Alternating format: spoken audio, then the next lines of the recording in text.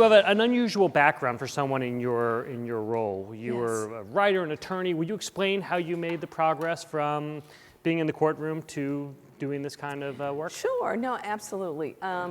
This is probably awful, but somebody told me that I argued well, and so I actually thought that was a compliment. And they said, you should try law school. I'm thinking, okay.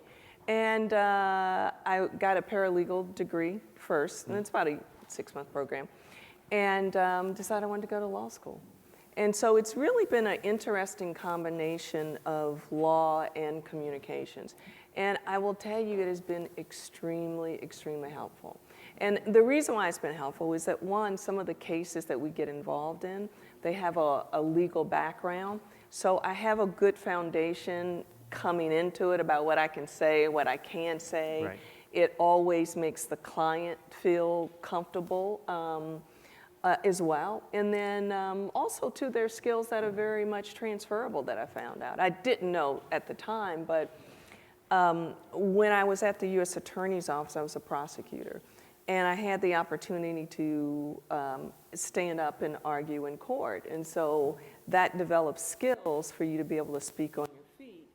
It was the exact same skill set that I had to use when I was at the White House. And you're facing a room like this of reporters standing up at the podium, and nobody's going to raise their hand and say, oh, just wanted to let you know the president's doing a great job. Right.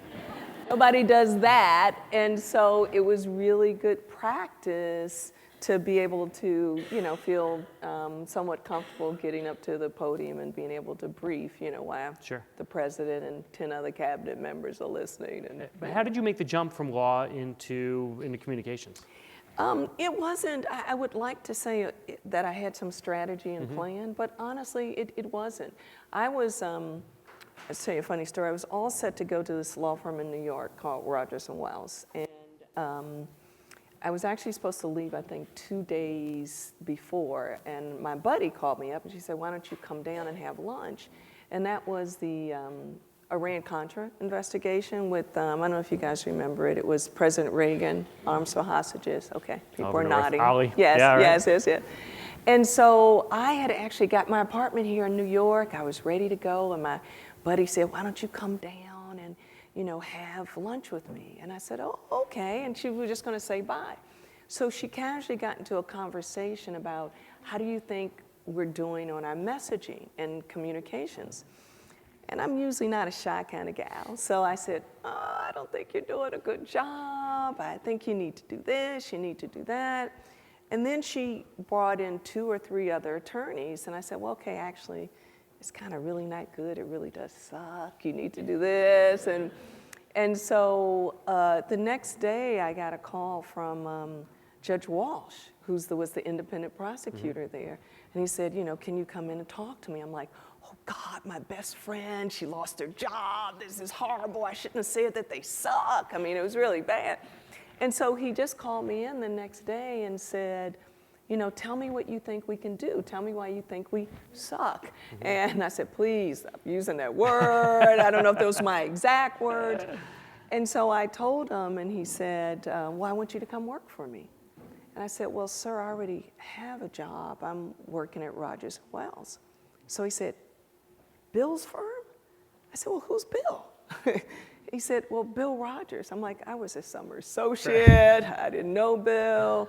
And I said, and actually, I got a big fat signing bonus. I spent that, my apartment. And so, he said, well, let me just call him. And, I'm young, I'm freaking out. I'm like, please don't call Bill. I don't know him. Yeah. He said, no, we're buds. So literally, I'm like sitting in his office, and he picks up the phone, and he says, Bill, I've got this young woman here. It's Judy Smith, and, I need her to work on this thing in Washington.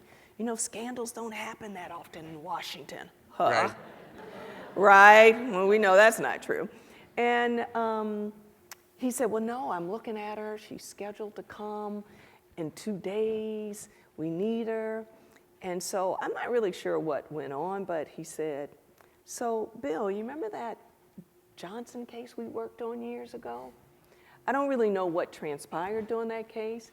I just know that Judge Walsh handed the phone to me. Bill said, Miss Smith, you should take that job at the Iran-Contra investigation. You would be great. And, you know, and I said, well, I have a little problem. I said, I spent the money, the sign-in bonus. He said, keep it. I said, I got my apartment in New York that I'm set to go to. He said, well, what's the address? And I gave him the address. He said, don't worry, we represent them. I'll send you your security deposit back. Oh my God. And then he said, and when you get finished this little scandal thing you're doing in Washington, he said, call me up, I'll hold your job open for you.